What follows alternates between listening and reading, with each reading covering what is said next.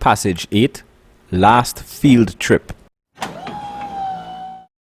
I listened as Mr. Sipasad called our names and collected our permission slips. However, my mind wandered a bit, realizing that this would be our last outing together as a class before we went our separate ways. The past years had been fun and challenging each time we were promoted to a higher class. I had been satisfied after leaving the examination room knowing that I would certainly get my first choice of secondary school. Mom and Dad had stayed up many late nights to make sure I was well prepared. Now today, Friday, a few weeks before some of us would be permanently separated, our class teacher, Mr. Sipasad, planned a trip for us. I gazed at the two big maxi taxis parked in the school compound. Our parents would not be accompanying us this time. Nevertheless, they made their last-minute checks to ensure that we had all our necessities. We piled ourselves into the maxi taxis, each wanting to get a good seat. Our class teacher and the two other teachers supervising us, Miss Abraham and Miss Jady, made their final call. The two vehicles roared their engines and we were off. While driving along the highway, many of us were excited and chatted the entire way. Some of us fell asleep. When we arrived at our destination, we wanted to hustle out of the vehicles. However, at the command of our teachers, we had no choice but to slow down. Mr. Sipasad delivered exactly what he promised, our trip to the Acerite Nature Center. With bags on our backs and armed with our bottles of water, we were prepared to explore.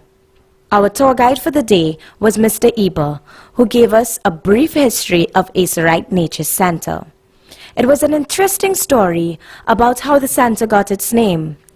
Acer was a woman from Iceland who came to Trinidad in the early 1900s to marry a plantation owner, Dr. Henry Newcomb Wright. However, Dr. Wright died and left his wife to manage the estate. Some years later, after she died, it was named after her. Eber made his stories exciting, and we were thrilled as we moved along, keeping a watchful eye to catch a glimpse of the various types of birds he described. We saw birds of many sizes and colors, such as toucans, hummingbirds, and parrots. Since it was already midday, Eber made our nature walk less tiring by giving us frequent stops to rest and to drink water. Near to the end of our tour, he showed us the houses where visitors who wanted to stay overnight were accommodated. How we wished we could have stayed. Nevertheless, we were content with the way the tour unfolded. When our tour was completed, we were led to the picnic area to have lunch. We ate, conversed, laughed, and enjoyed our final moments together as a class. After finishing our meals and taking hundreds of photographs together, we bade farewell to our tour guide, and the teachers led us back to the awaiting maxi taxis.